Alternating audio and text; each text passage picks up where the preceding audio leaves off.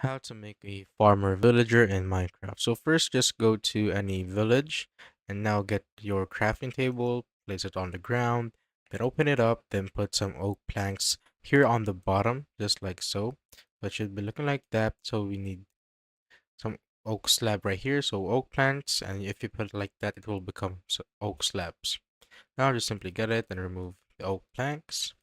Once we have our oak slab, we will place it just like this on our crafting table, the last one on the top. Then it will become a composter, and a composter is something that will give the villager a farming job. So we need an unemployed villager first. So get your composter, then find any unemployed villager.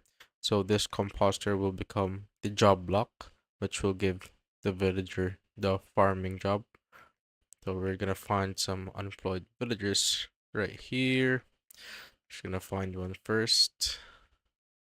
So here's a villager right here, and what you want to do is just place it right next to him and just wait for him to accept the job block. So I have another villager here since the last one didn't work, so just find another villager till it works. So I'm just gonna put it right beside him, and as you can see, he just instantly became a farmer. So that's how you basically make a farmer villager in Minecraft.